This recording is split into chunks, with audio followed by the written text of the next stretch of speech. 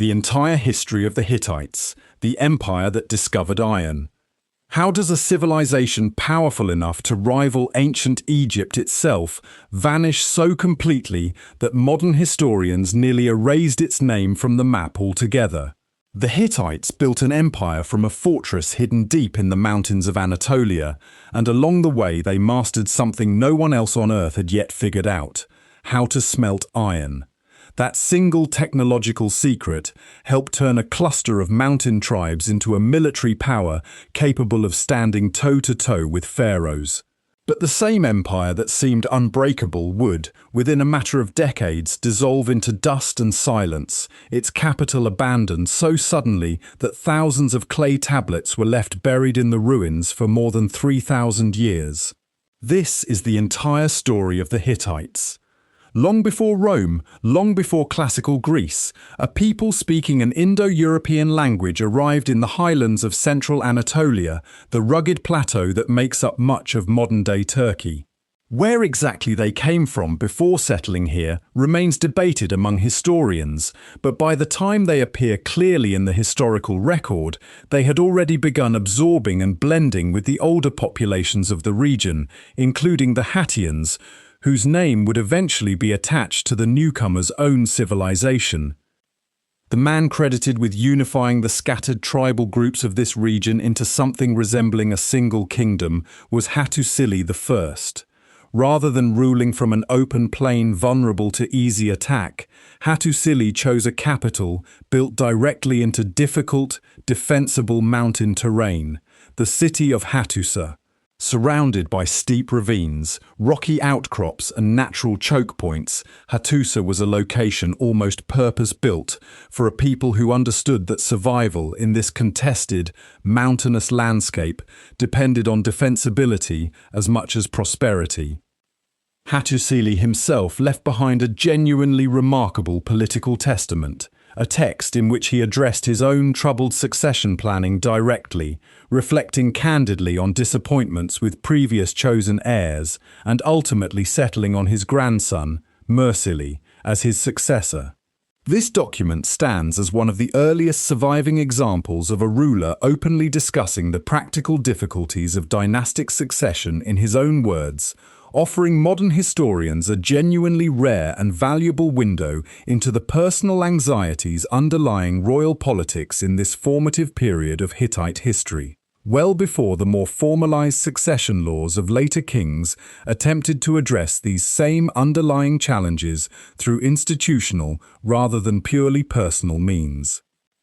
Early Hittite political organization reflected this tribal origin. Rather than a fully centralized bureaucratic monarchy in the style later seen in Egypt or Mesopotamia, the earliest Hittite state functioned through a network of alliances and obligations binding together smaller tribal groups under the authority of the king in Hattusa. This system required constant political maintenance, since local chieftains and regional leaders retained meaningful influence and sometimes competing ambitions of their own.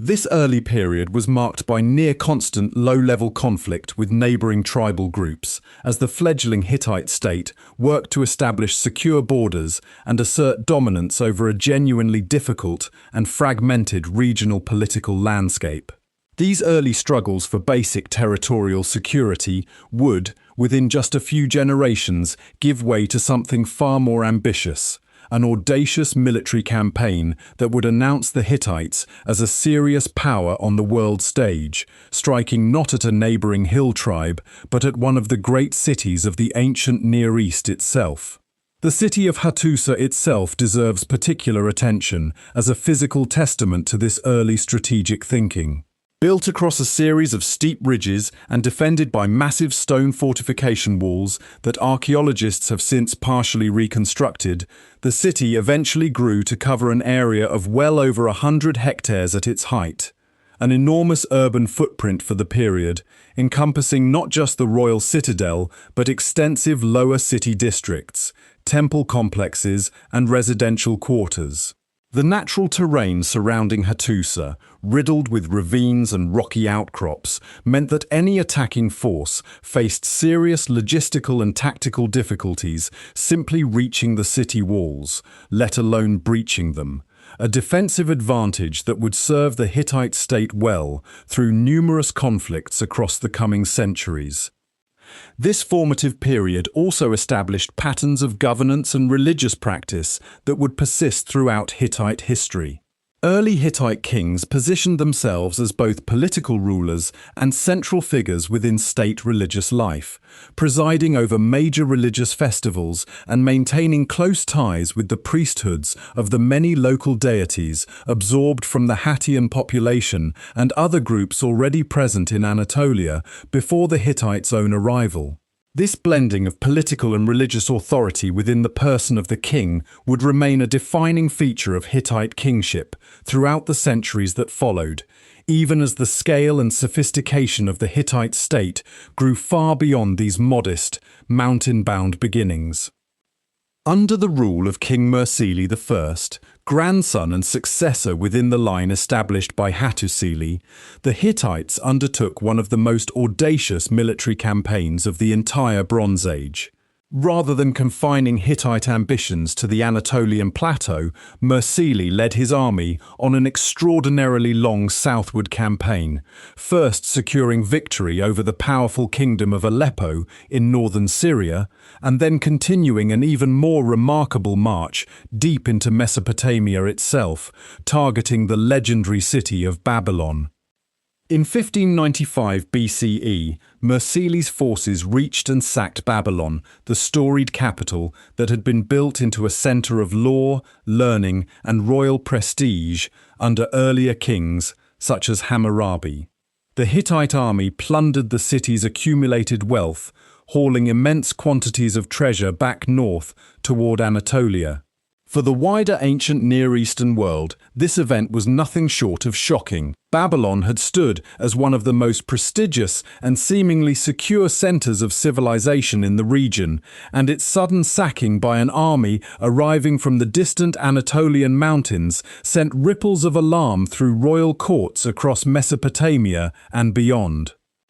The distance covered by Muwattalli's campaign, stretching well over 1,000 kilometers from the Hittite heartland in central Anatolia, down through Syria and into the heart of Mesopotamia, represents a genuinely extraordinary logistical achievement for an ancient army operating without any of the infrastructure modern militaries take for granted. Maintaining an army in the field across such an extended campaign required careful advance planning for supply, water access, and the securing of intermediate territory along the route, capabilities that speak to a level of military organization and administrative sophistication considerably more advanced than the relatively young Hittite kingdom's earlier, more localized conflicts might have suggested was possible at this stage of its development.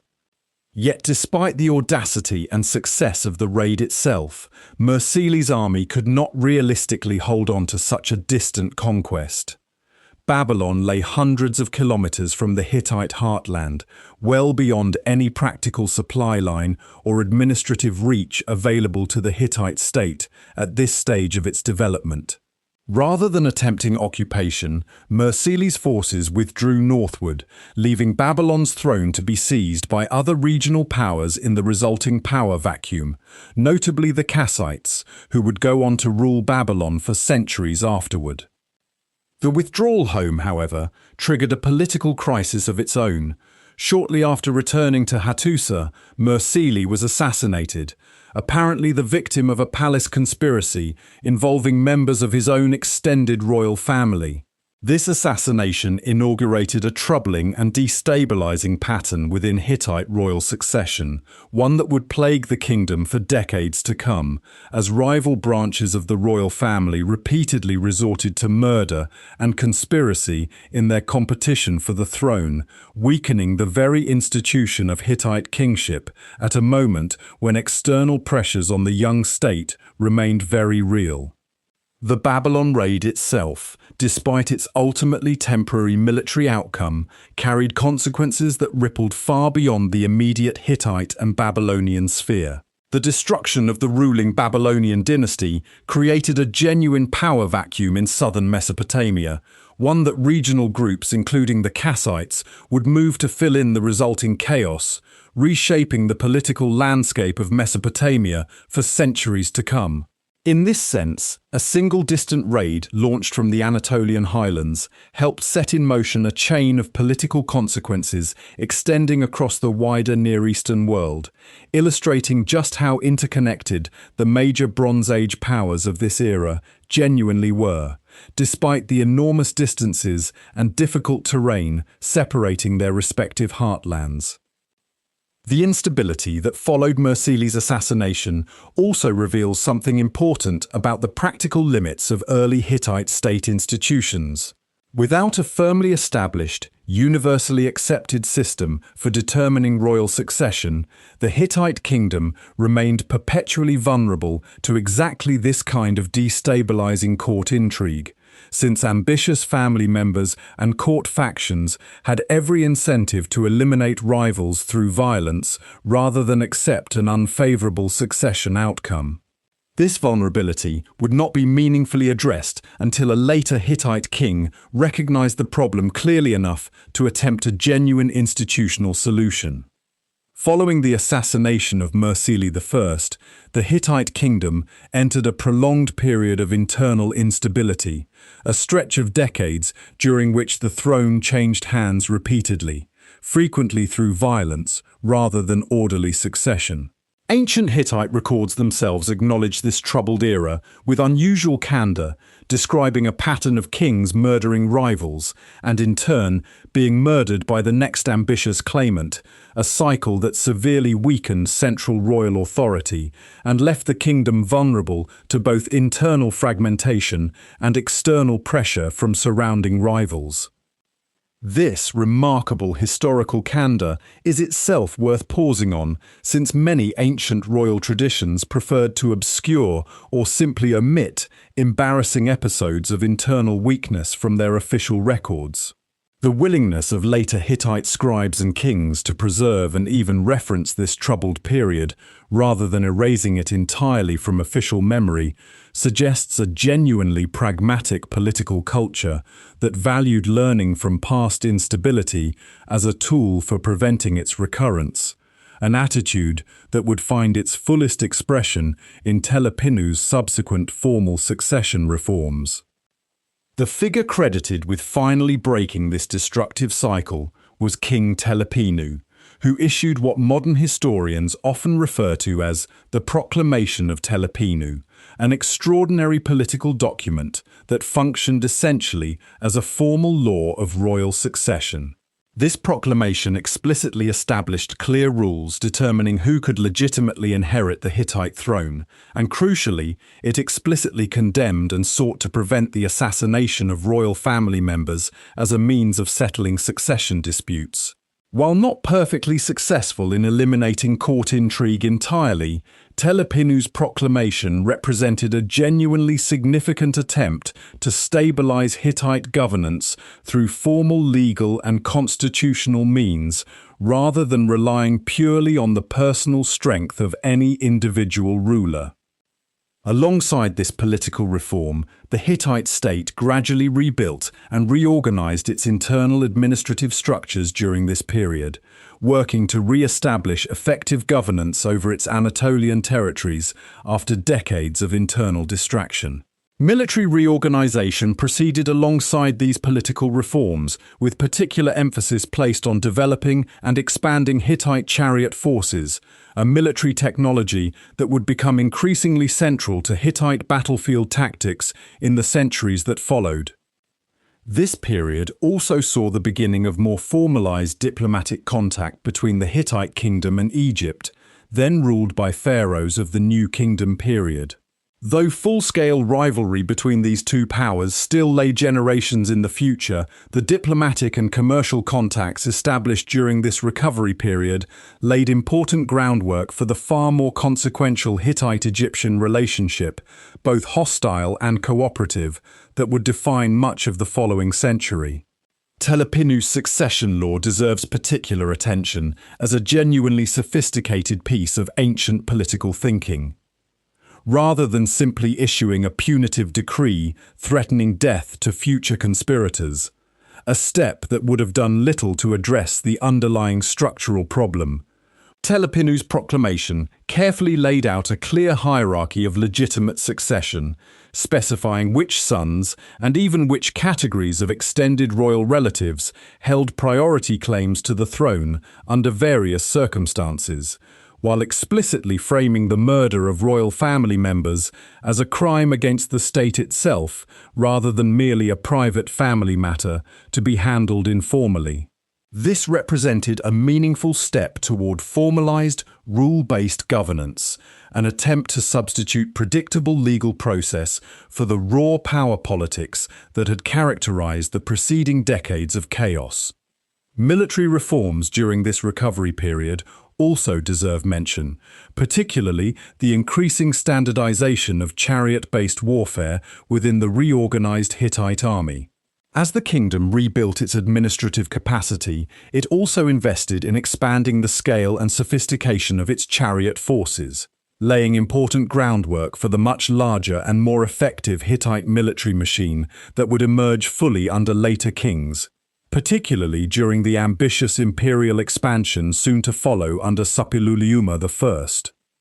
If any single ruler transformed the Hittite kingdom from a regional Anatolian power into a genuine empire capable of contesting dominance across the wider Near East, it was Suppiluliuma I. Ascending to the throne after Telepinu's earlier stabilizing reforms had given the Hittite monarchy renewed institutional strength, Suppiluliuma pursued an aggressive and remarkably successful campaign of territorial expansion that reshaped the political map of the entire Eastern Mediterranean and Near Eastern world. Suppiluliuma's most consequential military achievement was the destruction of the kingdom of Mitanni, a powerful rival state that had, for generations, controlled significant territory in northern Mesopotamia and northern Syria, and that had previously stood as one of the primary counterweights to Hittite ambitions in the region. Through a combination of direct military campaigns and skillful exploitation of internal Mitanni political divisions, Suppiluliuma succeeded in dismantling Mitanni as an independent great power, incorporating much of its former territory and influence into an expanding Hittite sphere of control. This Mitanni campaign is often referred to by historians as Suppiluliuma's Great Syrian War, a sustained multi-year military effort that required careful coordination across multiple fronts and considerable patience in exploiting the internal succession disputes that had already begun weakening Mitanni's own royal house before Hittite forces ever crossed into its territory. Suppiluliuma's willingness to support a rival Mitanni claimant against the sitting king, rather than relying purely on direct conquest, illustrates a genuinely sophisticated understanding of regional power politics, using diplomatic and dynastic manipulation alongside military force to achieve strategic objectives that might otherwise have required a far costlier and more prolonged direct military campaign. With Mitanni neutralized, Suppiluliuma extended Hittite authority across the whole of Syria, bringing numerous smaller local kingdoms and city-states under Hittite overlordship, typically through a vassal system requiring these subordinate states to pay regular tribute and provide military support when called upon, while retaining a degree of local autonomy in their internal affairs. This vassal system allowed the Hittite Empire to project power and extract resources across a wide territory without requiring the kind of direct, resource-intensive administrative occupation that might otherwise have strained Hittite governmental capacity.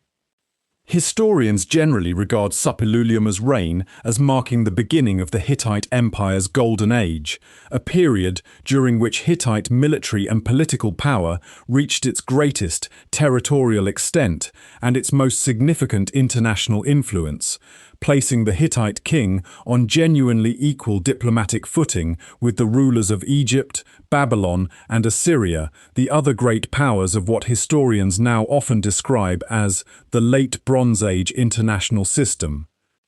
Suppiluliuma's approach to imperial administration relied heavily on a carefully constructed vassal treaty system, agreements that historians have been able to study in considerable detail thanks to surviving cuneiform copies preserved in the Hattusa archive. These treaties typically bound subordinate rulers to the Hittite king through formal oaths of loyalty, specified tribute obligations, and military support requirements, while often reinforcing these political bonds through royal marriage alliances, in which Suppiluliuma's own sons and daughters were married into the ruling families of vassal states across Syria and elsewhere, creating an extended web of personal and dynastic ties that reinforced the more formal treaty obligations binding the empire together. This period also saw Suppiluliuma installing several of his own sons directly as rulers over newly conquered or subordinated territories, most notably placing family members on the thrones of the Syrian cities of Aleppo and Carchemish, a strategy that helped ensure continued loyalty to the central Hittite crown while also extending direct dynastic influence deep into the strategically vital Syrian region. This combination of military conquest, treaty diplomacy, and dynastic marriage politics allowed Suppiluliuma to construct an empire of genuinely impressive scale and durability, one that would continue exercising major regional influence for generations after his own death, even through the disruptions that followed almost immediately afterward. At the very height of Suppiluliuma's power, an extraordinary and genuinely mysterious episode unfolded that briefly brought Hittite and Egyptian royal politics into direct, unprecedented contact. Following the death of the young Egyptian pharaoh, widely believed to be Tutankhamun, his widowed queen reportedly sent an urgent letter to Suppiluliuma, a document preserved in Hittite royal archives that presents a request almost unheard of in the ancient world. The Egyptian queen asked the Hittite king to send one of his own sons to Egypt so that she might marry him and make him pharaoh, since she had, according to her own letter, no suitable husband among her own people and refused to marry a mere servant. The identity of this Egyptian queen remains a genuinely debated question among Egyptologists, with the widow of Tutankhamun, generally identified as Ankhesenamun, representing the most widely favoured candidate, though some scholars have proposed alternative identifications involving other royal Egyptian women of the same general period. Regardless of her precise identity, the strategic calculation behind her request reflects the genuine political vulnerability facing an Egyptian queen without a clear male heir available from within her own royal family. A vulnerability serious enough to drive her toward the historically unprecedented step of seeking a foreign, and specifically Hittite, husband to secure both her own position and Egypt's continued royal succession. Suppiluliuma, understandably suspicious of such an unusual and politically consequential proposal, initially responded with caution, sending an envoy to verify the sincerity and legitimacy of the request before committing one of his own sons to such an arrangement. Once reasonably satisfied the offer was genuine, Suppiluliuma dispatched a son, generally identified in Hittite records as Zananza, to travel to Egypt and claim the Egyptian throne through this remarkable royal marriage. Tragically, for both the young prince and for the broader diplomatic relationship this marriage might have created, Zananza died before completing his journey to Egypt, apparently killed en route under circumstances that remain genuinely unclear in the surviving historical record. Hittite sources squarely blame Egyptian involvement in the prince's death, and this event triggered immediate and severe deterioration in relations between the two powers, provoking Suppiluliuma into launching direct military action against Egyptian-controlled territories in the Levant in apparent retaliation.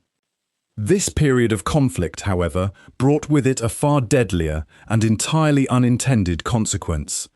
Hittite soldiers returning from campaigns against Egyptian territory apparently carried back with them a devastating plague, an epidemic disease that spread rapidly through the Hittite population and severely weakened the kingdom at the very height of its power. Suppiluliuma himself ultimately died from this same plague, a strikingly ironic and tragic end for the very ruler who had built the Hittite Empire into its greatest era of strength, cut down not by an enemy army, but by a disease his own soldiers had unknowingly carried home from the very conflict his empire's expansion had provoked.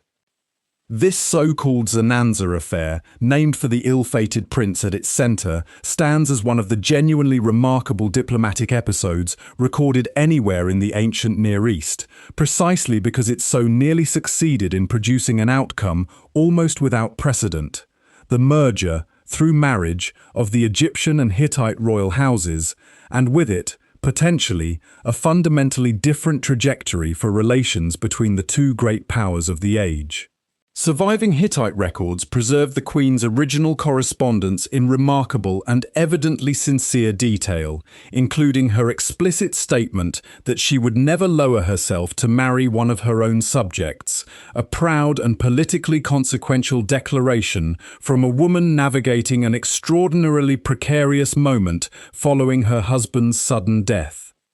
The plague that followed in the wake of this failed diplomatic gambit left lasting scars on Hittite society well beyond Suppiluliuma's own death. Surviving prayers and ritual texts from the following reigns of his sons reveal a kingdom still grappling directly with the epidemic's ongoing toll, including formal prayers addressed to the gods seeking to understand what offense might have caused such widespread suffering to fall upon the Hittite people. A genuinely poignant window into how this ancient society tried to make sense of a catastrophe that, in hindsight, likely had far more to do with the simple mechanics of disease transmission during wartime than with any divine displeasure. Among all of the Hittites' historical achievements, perhaps none has generated more lasting fascination than their pioneering role in early iron technology. While bronze remained the dominant material for weapons and tools across most of the ancient Near East during this era, Hittite metalworkers appear to have developed some of the earliest known techniques for smelting and working iron, a metal that, once mastered, offered significant advantages over bronze in terms of raw material availability, since iron ore deposits were considerably more widespread and accessible than the tin required to produce bronze. This technological edge did not translate into instant, widespread iron weaponry replacing bronze across Hittite military forces, since early iron smelting and working techniques remained difficult, labor-intensive, and closely guarded. Surviving Hittite royal correspondence includes exchanges in which foreign rulers explicitly request iron objects from the Hittite king, suggesting that iron-working technology was treated as a valuable and closely controlled royal resource, not something freely shared with rival states or even necessarily distributed widely within Hittite territory itself. One frequently cited surviving letter, sent from a Hittite king to a foreign ruler requesting iron goods, includes a response explaining that the royal ironworking workshop was currently unable to produce the requested quantity, promising future delivery once conditions allowed, a genuinely revealing glimpse into just how limited and centrally controlled iron production capacity remained even at the height of Hittite technological leadership in this field. This scarcity itself likely contributed to the prestige value attached to Hittite iron objects among neighbouring rulers, who prized them as rare luxury items and diplomatic gifts of considerable symbolic value, rather than as standard military equipment available in bulk quantities. Alongside this metallurgical innovation, Hittite military strength rested heavily on the effective use of chariots, and Hittite chariotry featured a genuinely distinctive tactical innovation. Rather than the standard two-man chariot crew used by contemporary powers like Egypt, consisting of a driver and an archer, Hittite chariots commonly carried a third crew member, typically equipped with a spear or shield, providing additional close combat capability and defensive protection once chariots closed distance with enemy infantry or opposing chariot forces. This heavier three-man chariot design traded some speed and maneuverability for increased combat effectiveness at close range, a tactical choice that reflected broader Hittite military doctrine favoring decisive, direct engagement over the more mobile skirmishing tactics preferred by some rival powers. Hittite armies also developed considerable expertise in siege warfare, employing methods including battering rams, sapping techniques aimed at undermining fortification walls, and coordinated blockade tactics designed to starve out resistant cities and fortresses. Combined with their chariot forces and gradually improving access to iron weaponry, these capabilities helped establish Hittite military forces as among the most formidable and widely feared fighting forces anywhere in the late Bronze Age Mediterranean and Near Eastern world. A reputation that would soon be tested directly against the other great military power of the age, the armies of Egypt. It is worth emphasizing just how significant the later historical consequences of Hittite ironworking expertise would prove to be, even though full-scale replacement of bronze weaponry by iron did not occur until well after the fall of the Hittite Empire itself. The technical knowledge and metallurgical traditions developed within Hittite territory appear to have gradually diffused outward following the collapse of the central Hittite state around 1200 BCE, contributing to the broader historical transition from the Bronze Age into what historians now term the Iron Age across the wider Near East and Mediterranean world. A transition with profound long-term consequences for warfare, agriculture, and daily material life across an enormous geographic area, extending well beyond the original Hittite heartland. Hittite military organization also incorporated a genuinely sophisticated logistical and administrative apparatus supporting these battlefield capabilities, including organized supply systems for provisioning campaigning armies, structured methods for mobilizing vassal state military contributions,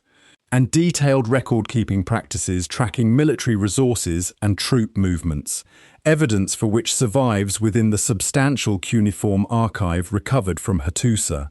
illustrating that Hittite military effectiveness rested on considerably more than simply superior weapons technology alone.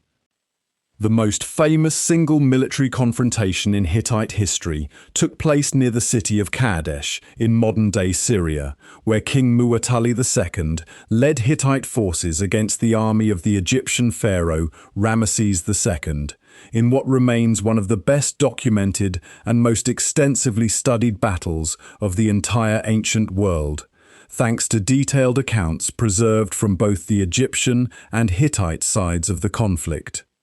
The battle unfolded around a Hittite tactical deception that nearly proved catastrophic for Ramesses. Hittite forces successfully concealed the true size and position of their main army from advancing Egyptian scouts, allowing a surprise chariot assault to strike one of the divisions of the Egyptian army while it remained separated from the rest of Ramesses's forces during the approach march. This surprise attack caused significant disruption and losses among the Egyptian ranks, and for a period during the battle, Ramesses himself faced a genuinely precarious tactical situation as Hittite chariot forces pressed their advantage. According to the surviving Egyptian accounts, Ramesses was reportedly misled by captured Hittite scouts, deliberately allowed to be caught and interrogated, who provided false information suggesting the main Hittite army remained far to the north, when in reality, Muwatalli had already positioned his full force just outside the city of Kadesh itself, concealed from Egyptian view. This deliberate deception, if accurately reflected in the surviving Egyptian sources, despite their obvious interest in explaining away the pharaoh's near defeat, would represent a genuinely sophisticated piece of ancient battlefield intelligence and counterintelligence work, underscoring the tactical creativity available to Hittite military commanders operating against a technologically comparable Egyptian adversary. Kadesh stands as one of the largest chariot battles recorded anywhere in ancient history, with historians estimating that several thousand chariots were deployed across both armies combined, representing an extraordinary concentration of this expensive and specialized military technology within a single engagement. Despite the initial Hittite tactical advantage, the arrival of additional Egyptian reinforcements during the battle allowed Ramesses to stabilize his position, and the battle ultimately ended without a clear, decisive victory for either side. Both Ramesses and Muwatalli would subsequently claim victory in their own respective royal records, a common practice among ancient rulers unwilling to acknowledge anything less than triumph in official propaganda. In practical military and strategic terms, however, Kadesh is generally understood by modern historians as an effective draw, a battle in which both the Hittite and Egyptian armies demonstrated roughly comparable levels of military capability and sophistication, each side inflicting and absorbing serious losses without achieving a conclusive breakthrough. This mutual recognition of comparable strength, forged directly on the battlefield at Kadesh, would go on to shape the subsequent diplomatic relationship between these two great powers in a genuinely unprecedented direction.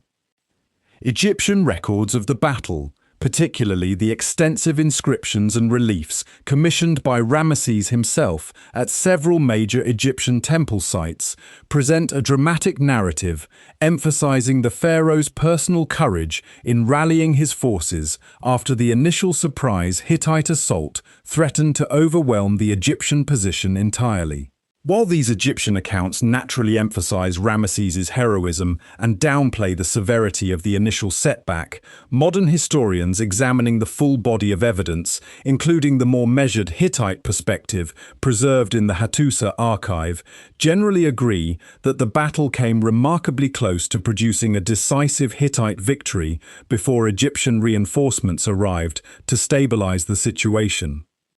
The sheer logistical scale required to bring together armies of this size at Kadesh also deserves recognition. Both the Hittite and Egyptian forces had to march their respective armies, complete with thousands of chariots, supporting infantry, and the substantial supply trains required to sustain such forces, across considerable distances to reach the contested city, a genuine logistical achievement in its own right for military organizations operating without any of the transportation or communication technology available to later historical armies, underscoring just how administratively sophisticated both the Hittite and Egyptian states had become by this period of the Late Bronze Age. Roughly 15 years after the inconclusive clash at Kadesh, the Hittite and Egyptian empires took the extraordinary step of formalizing a comprehensive peace agreement between their two kingdoms, negotiated under the Hittite king Hattusa III and the Egyptian pharaoh Ramesses II. This agreement, generally recognized by historians as the earliest surviving peace treaty in recorded history for which we possess texts from both signing parties, addressed far more than a simple cessation of hostilities.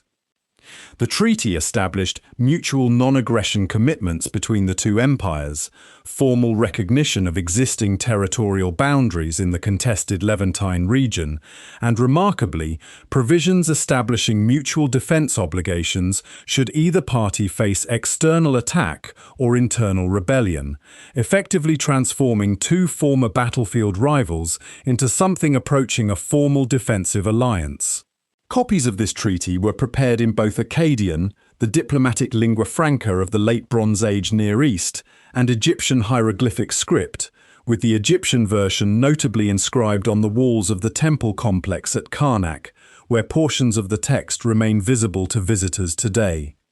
A cuneiform tablet version of this same treaty was also recovered from the Hattusa archive itself, allowing modern scholars the genuinely rare opportunity to compare both the Hittite and Egyptian versions of a single ancient diplomatic agreement side by side. This comparison has revealed subtle but interesting differences in phrasing and emphasis between the two versions. Differences that likely reflect the distinct diplomatic conventions and rhetorical priorities of each royal court, even while the core substantive terms of the agreement itself remained consistent across both versions, a detail that has proven genuinely valuable for historians studying ancient diplomatic practice and the translation of formal treaty language across different linguistic and cultural traditions of the period. This peace held remarkably well for the remainder of both rulers' reigns, allowing for expanded diplomatic and even personal ties between the two royal courts, including a subsequent marriage alliance in which one of Hattusili's own daughters was sent to Egypt to marry Ramesses himself, further cementing the bond between the two formerly rival dynasties through direct royal kinship. Underlying this remarkable diplomatic achievement was a shared strategic calculation on both sides. Both the Hittite and Egyptian empires faced a growing common concern in the rising power of Assyria, an ambitious Mesopotamian state whose expanding territorial ambitions represented a potential long-term threat to both Hittite and Egyptian interests in the wider region. Recognizing that continued mutual conflict between themselves only served to weaken both empires, while leaving Assyria free to grow stronger, Hittite and Egyptian leadership found genuine strategic value in setting aside their rivalry in favor of formal peace, a pragmatic and historically significant recognition that cooperation, rather than continued costly warfare, better served both kingdoms' long-term interests. The treaty's language itself, preserved in both the Akkadian cuneiform version recovered from Hattusa and the hieroglyphic Egyptian version at Karnak, reveals a level of legal and diplomatic sophistication genuinely remarkable for its time, including detailed provisions addressing the treatment of refugees and political defectors fleeing between the two kingdoms, along with formal invocations of numerous Hittite and Egyptian deities called upon to witness and enforce the agreement, reflecting the deeply intertwined relationship between religious authority and formal political commitment within the diplomatic conventions of the late Bronze Age Near East. This treaty's historical significance extends well beyond its immediate political consequences for Hittite-Egyptian relations. Modern international relations scholars and historians of diplomacy frequently cite this agreement as an early and genuinely sophisticated model for formal interstate peacemaking, one whose basic structure, addressing territorial recognition, mutual defense commitments, and extradition procedures, would not seem entirely out of place within a modern treaty document. A testament to just how developed diplomatic practice and international law had already become among the great powers of the ancient Near East, more than 3,000 years before the modern international system of treaties and formal diplomatic relations took shape. Hittite civilization developed a legal code that stands out among ancient Near Eastern societies for its comparatively measured approach to punishment. Unlike the harsher retaliatory principles found in earlier Mesopotamian legal traditions, such as the strict eye for an eye framework associated with Hammurabi's Babylonian code, Hittite law generally favored financial compensation and restitution over corporal or capital punishment for many categories of offense, reflecting what many historians describe as a notably more measured and less punitive approach to criminal justice than some of its contemporary legal systems. Hittite legal and social structures also afforded women certain property rights that stood out within the broader ancient Near Eastern context, including documented ability for women to own and manage property under certain circumstances,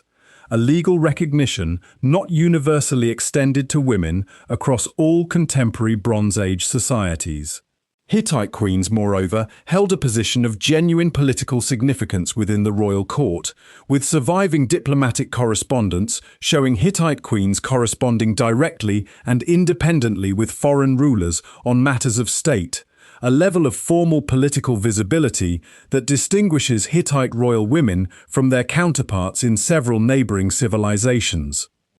Perhaps the most striking example of this royal female political authority is Puduhepa, wife of King Hattusa III, who not only co-signed the historic peace treaty with Egypt alongside her husband, but continued exercising significant political and religious authority independently for years after Hattusili's own death, corresponding directly with the Egyptian royal court and overseeing major religious reforms across Hittite territory in her own right. Puduhepa's extensive surviving correspondence, preserved within the Hattusa archive, represents one of the most substantial bodies of writing attributable to a named woman anywhere in the ancient Near Eastern world, offering historians an unusually direct and detailed window into the genuine scope of female political influence available within Hittite royal governance.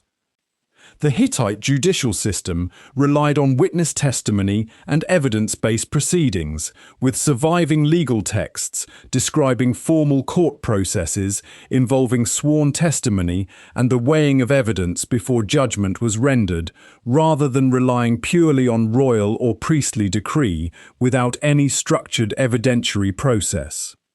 Religiously, Hittite civilization is often described by modern historians using the evocative phrase, "the thousand gods," reflecting the genuinely enormous number of deities worshipped across Hittite territory, a pantheon that absorbed and incorporated gods from the many different peoples and regions the Hittite state had come to rule or influence over time, including Hattian, Hurrian, and Mesopotamian religious traditions alongside indigenous Hittite and broader Indo-European deities. Daily economic life for the majority of the Hittite population centered on agriculture and animal husbandry, with grain cultivation and livestock herding, particularly sheep and cattle, forming the backbone of the rural economy that sustained Hittite cities, royal administration, and military forces across the challenging and often harsh Anatolian plateau environment. Family and household structure within Hittite society generally followed patterns common across much of the ancient Near East, with extended family households forming the basic social and economic unit for most of the population, though surviving legal texts do reveal certain distinctively Hittite provisions, including formal regulations addressing marriage, inheritance, and even specific circumstances surrounding divorce, suggesting a legal system genuinely engaged with regulating the practical realities of family life, rather than treating such matters as purely private concerns outside the scope of formal law. The Hittite capital of Hattusa itself housed a substantial population engaged in a wide range of specialized occupations beyond basic agriculture, including scribes trained in the complex cuneiform writing system used for administrative and religious record-keeping, skilled metalworkers producing both bronze and, increasingly, iron implements, and religious functionaries responsible for maintaining the elaborate ritual calendar that structured much of Hittite civic and religious life throughout the year, evidence of a genuinely complex and functionally differentiated urban society supporting the broader Hittite state.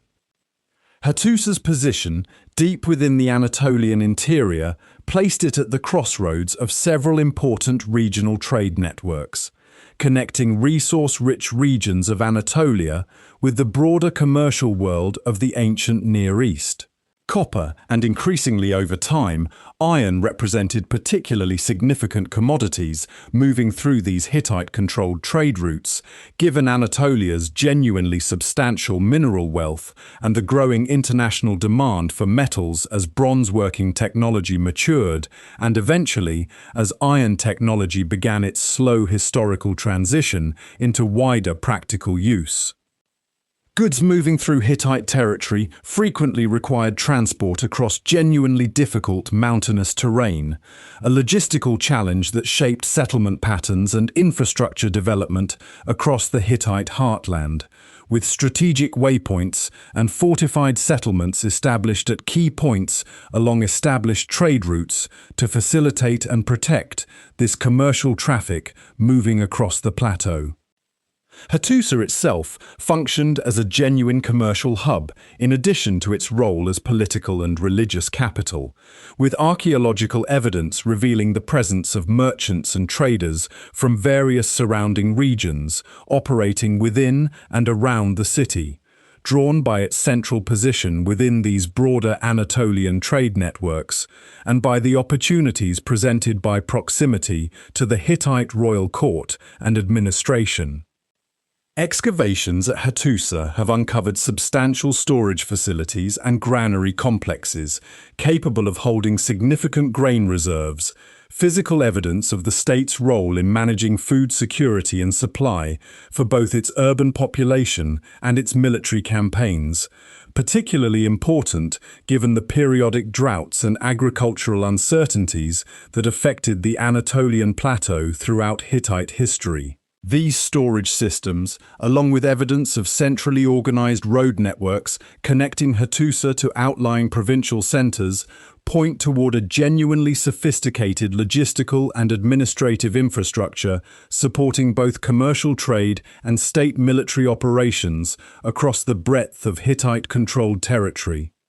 Commercial transactions within Hittite territory during this period commonly relied on standardized weights of silver and other valued commodities, functioning as a practical medium of exchange, a system common across much of the Bronze Age Near East prior to the much later development of minted coinage, allowing merchants operating across different regions and political jurisdictions to conduct trade using broadly recognized and comparable units of value.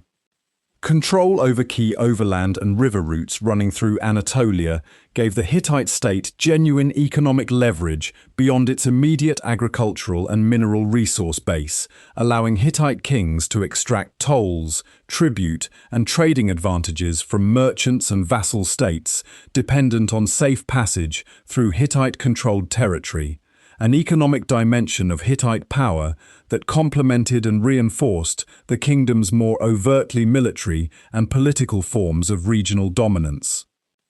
Textile production also formed a genuinely significant component of the Hittite economy, with wool from the extensive sheep herds maintained across the Anatolian plateau feeding both domestic consumption and, evidence suggests, meaningful trade exports to neighboring regions. Archaeological finds of loom weights and spinning implements at Hittite settlement sites, combined with textual references to textile goods within Hittite administrative records, point toward organized, large-scale textile production integrated into the broader economic system supporting the Hittite state and its extensive trading relationships.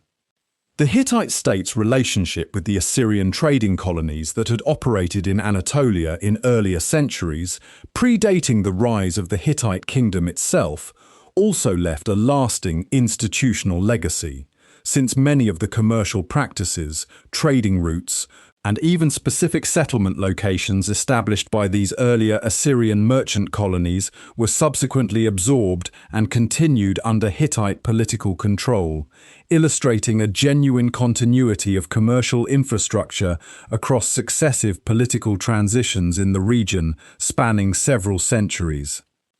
By the final decades of the 13th century BCE, the Hittite Empire, despite its formal peace with Egypt and its long history of military resilience, began facing a set of interconnected pressures that would ultimately prove impossible to overcome. Climate evidence recovered from this period, including analysis of pollen samples and other environmental indicators from Anatolia and the surrounding region, points toward a period of significant drought and agricultural disruption affecting the wider Eastern Mediterranean and Near Eastern world during exactly this era, a climatic shift that would have placed severe strain on the grain production the Hittite state and its population depended upon for basic survival. Modern paleoclimatological research, drawing on evidence including sediment cores and tree ring analysis from across the eastern Mediterranean region, has increasingly reinforced the picture of a genuinely severe and sustained drought event affecting this broader area during the final decades of the 13th and the opening years of the 12th century BCE. A finding that lends considerable scientific support to the textual evidence of famine and food scarcity preserved within surviving Hittite administrative correspondence from this same troubled final period of the empire's history. Surviving Hittite royal correspondence from this late period includes urgent requests for emergency grain shipments from Egypt, a striking indication of just how serious food shortages within Hittite territory had become by this stage, since a kingdom generally capable of self-sufficient agricultural production would not typically need to request such assistance from a foreign power, however friendly the diplomatic relationship between the two states had become.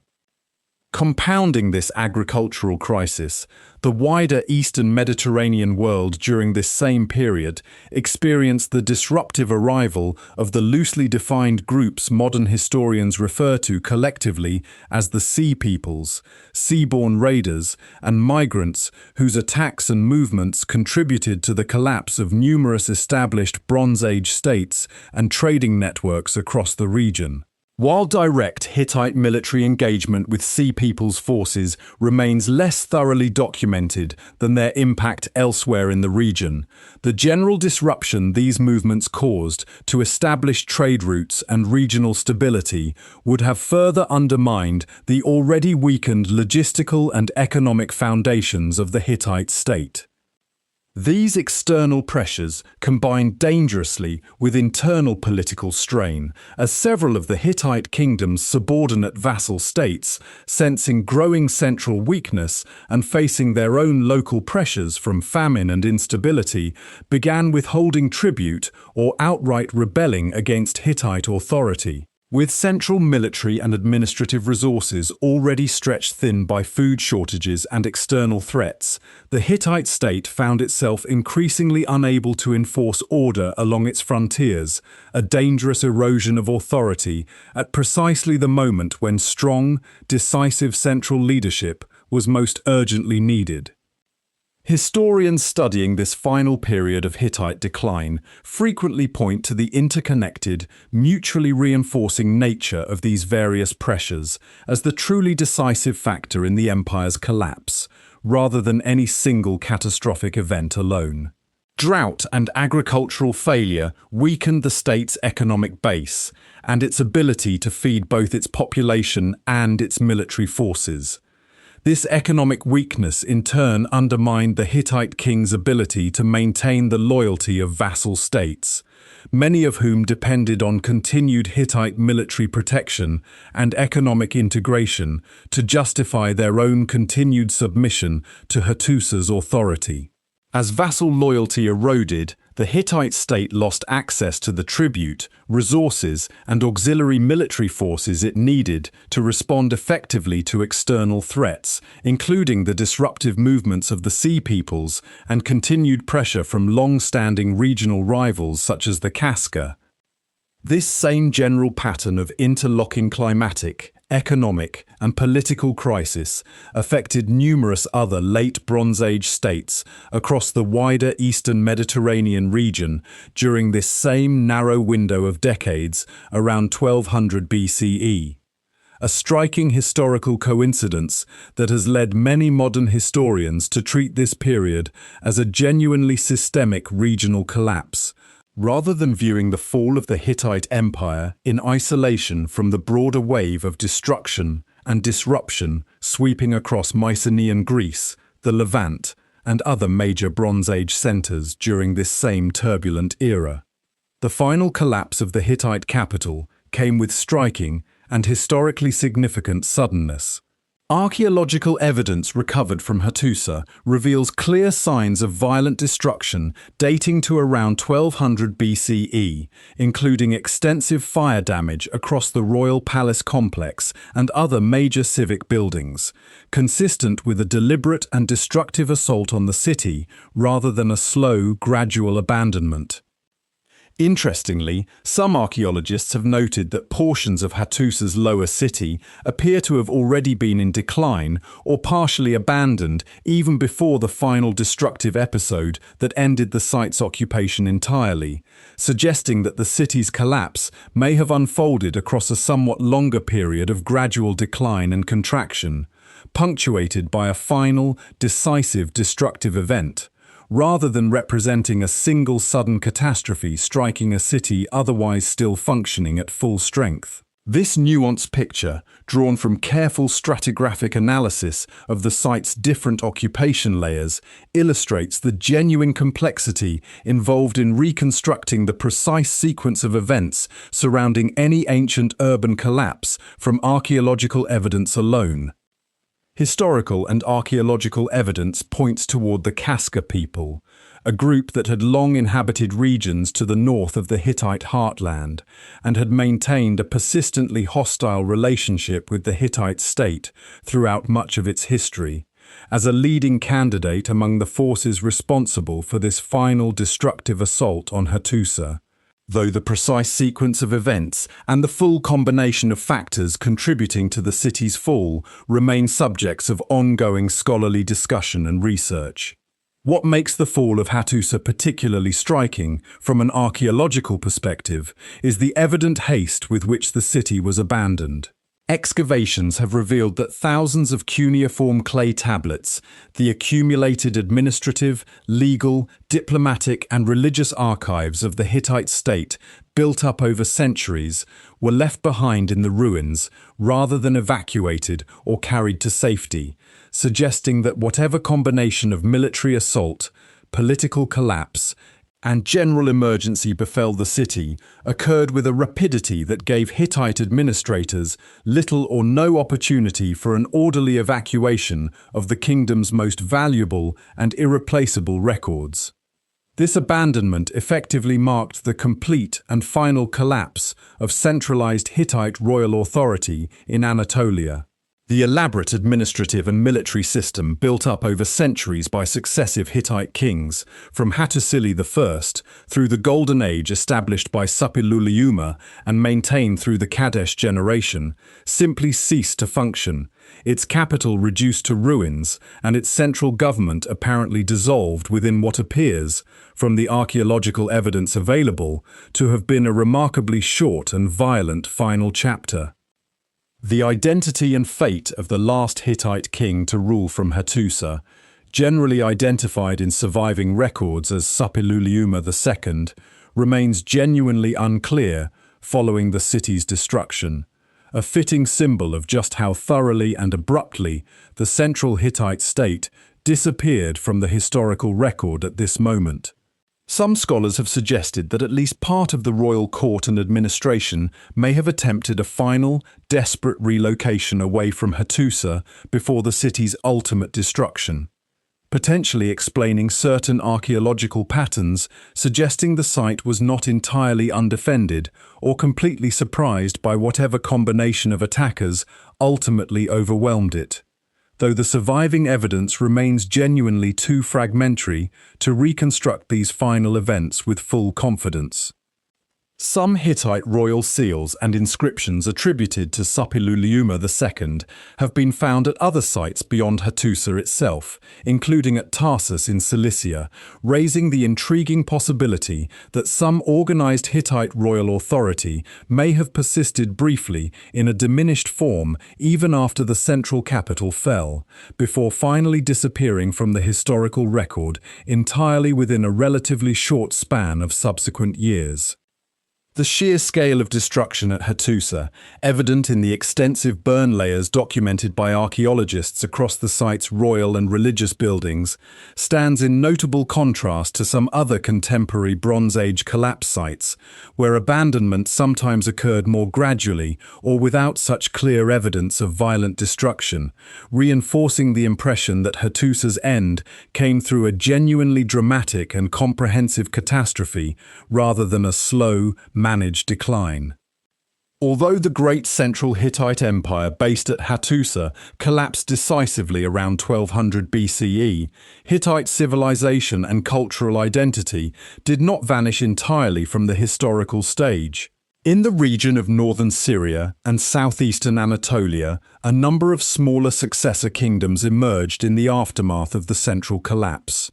States that modern historians commonly refer to using the term Neo-Hittite, reflecting their genuine cultural and linguistic continuity with the earlier Hittite imperial tradition, even as they operated as smaller, independent city-states rather than components of a unified central empire.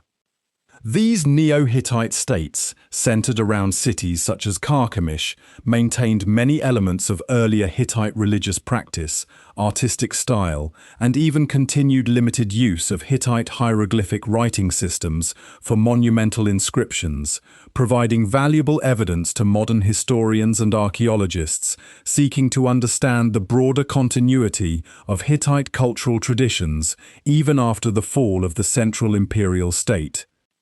These smaller successor kingdoms occupied a genuinely important position at the crossroads of several major cultural influences during the following centuries, maintaining economic and cultural contact with neighboring civilizations, including the Phoenician coastal cities to the south and the emerging Greek world to the west.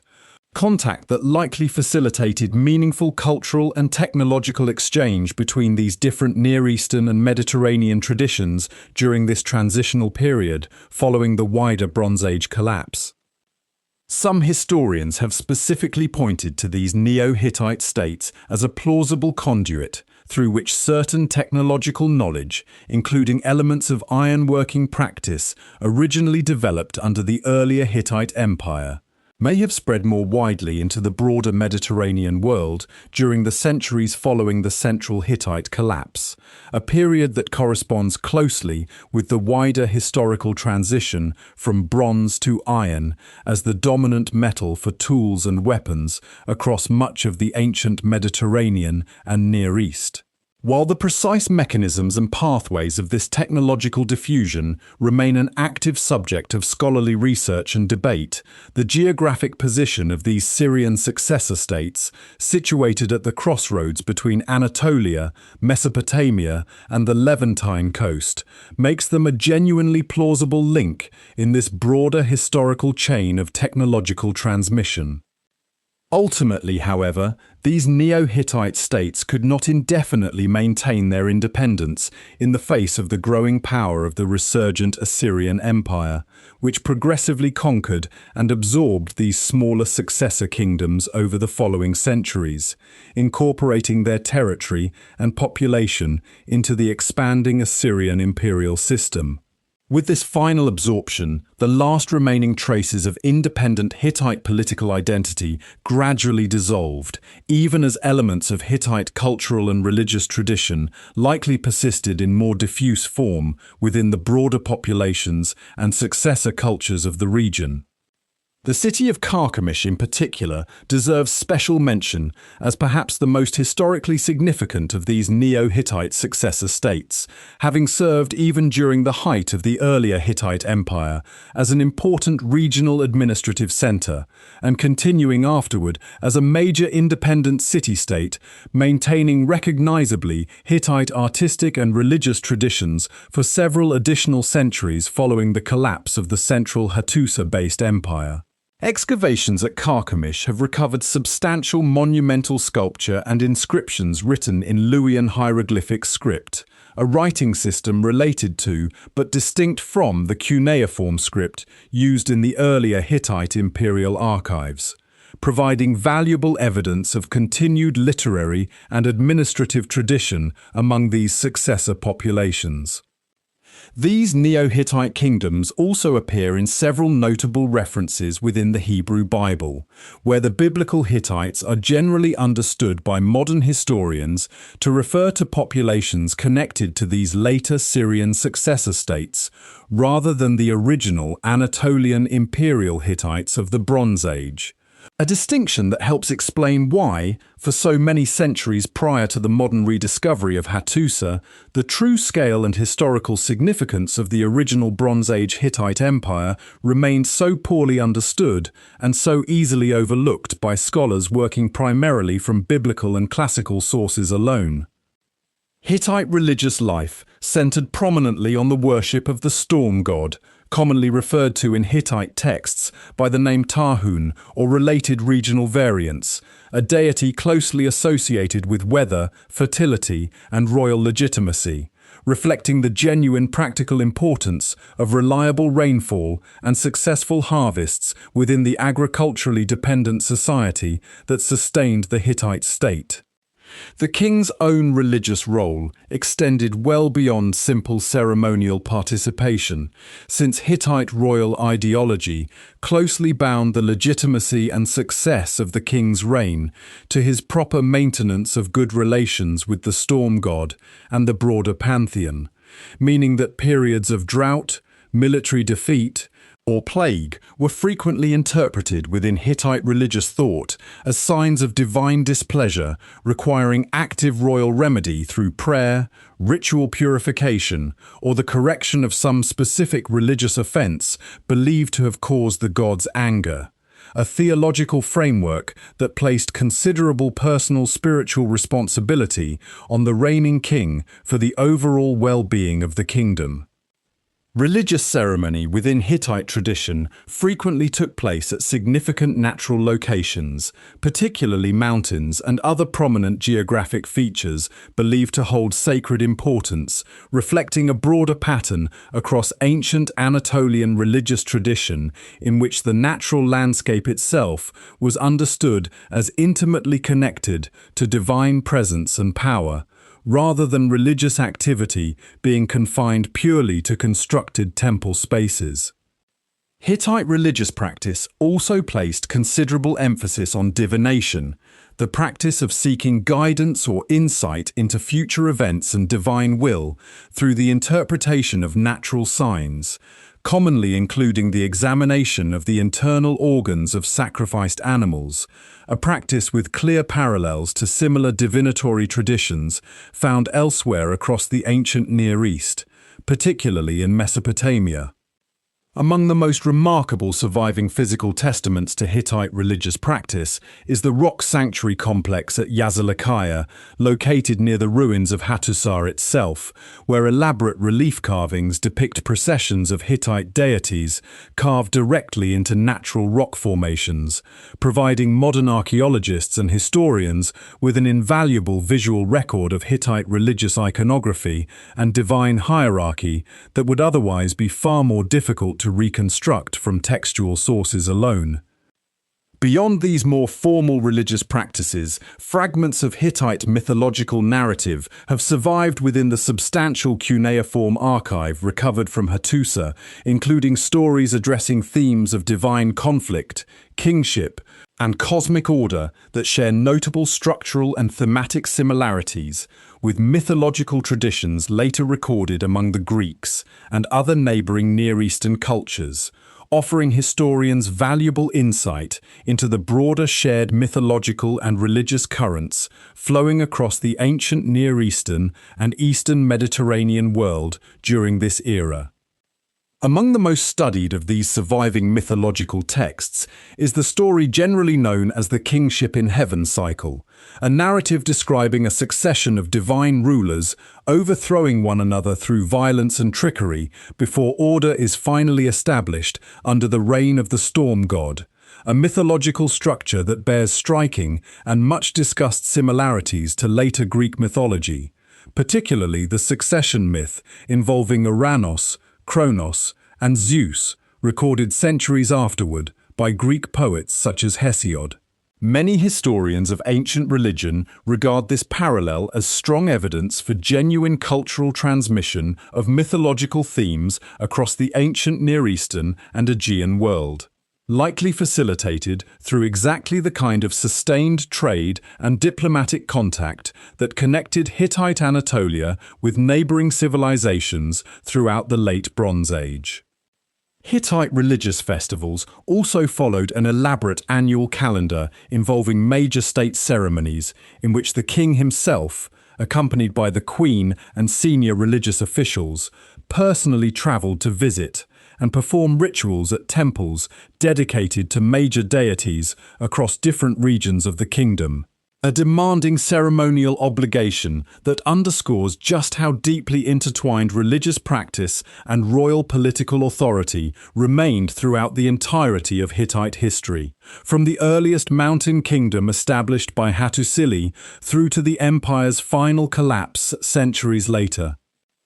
For more than 3,000 years following the fall of Hattusa, the Hittites existed in historical memory primarily as a somewhat obscure people mentioned in passing within the Hebrew Bible and a handful of surviving Egyptian and Mesopotamian records. Their true scale and historical significance as a genuine imperial power almost entirely unrecognized by modern scholarship until the early 20th century.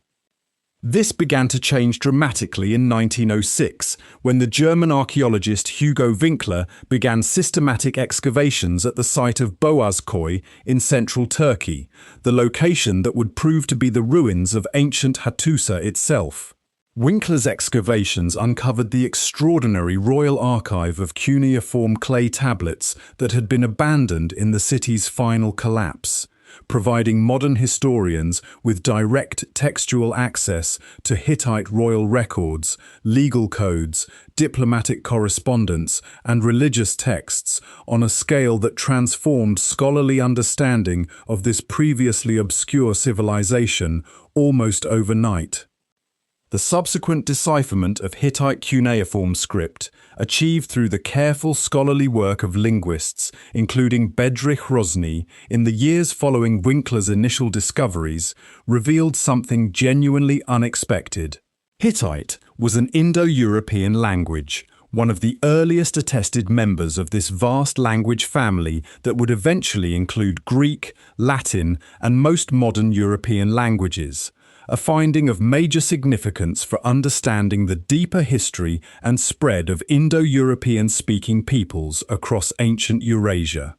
Hrozny's decipherment work, published during the difficult years of the First World War, proceeded through careful comparative analysis of recurring grammatical patterns within the Hittite cuneiform texts, allowing him to identify verb forms and sentence structures bearing clear structural resemblance to other known Indo-European languages, a breakthrough that transformed Hittite studies from a purely archaeological curiosity into a genuinely significant subfield of both Near Eastern history and historical linguistics. The Hittite archive recovered from Hattusa has, in the decades since these initial discoveries, continued to yield new insights as additional tablets have been translated and cross-referenced, revealing details ranging from detailed medical texts and veterinary manuals to elaborate ritual instructions and extensive royal correspondence covering diplomatic relationships across the entire Late Bronze Age Near Eastern world. Modern archaeological and historical understanding of the Hittites continues to develop through ongoing excavation and textual analysis, work that has firmly established their historical significance as pioneers of early iron technology, as architects of one of history's earliest and most sophisticated formal peace treaties, and as a civilization that functioned as a genuine bridge between the cultural worlds of the ancient Near East and the emerging societies of the Mediterranean and Aegean world. The story of the Hittite collapse also carries its own sobering historical lesson regarding the genuine fragility of even the most seemingly powerful and sophisticated ancient states when confronted with a combination of environmental crisis, external military pressure, and internal political strain arriving simultaneously, a pattern of interconnected vulnerability that historians have since identified as a recurring feature of the broader Late Bronze Age collapse, affecting numerous civilizations across the region during this same turbulent historical period. Today, the ruins of Hattusa stand as a recognized site of major historical and archaeological importance, and the rediscovery of Hittite civilization remains a genuine source of historical pride within modern Turkey, connecting the contemporary nation to a deep and sophisticated ancient heritage that, for thousands of years, had been almost entirely forgotten. It is worth reflecting, in closing, on just how thin the line proved to be between the Hittites' near-total erasure from historical memory and their eventual, dramatic rediscovery. Had Hugo Winkler chosen a different excavation site, or had the thousands of clay tablets buried within Hattusa's ruins been destroyed rather than preserved by the very fire and collapse that ended the city, an empire once powerful enough to sack Babylon, defeat and then formally make peace with Ramesses the Great, and pioneer the earliest working of iron, might have remained little more than a handful of scattered, obscure references in ancient texts written by other civilizations. Instead, patient archaeological work transformed a nearly forgotten footnote into one of the best documented civilizations of the entire ancient Near East. Its administrative records, legal codes, religious rituals, and royal correspondence available today in a level of detail that rivals or exceeds what survives from many far more famous ancient societies. In the end, the Hittites stand as a powerful demonstration of just how much genuine historical significance can lie buried, quite literally, beneath the surface, waiting patiently for the right combination of curiosity, careful excavation, and scholarly persistence to bring an entire lost empire back into the light of historical memory.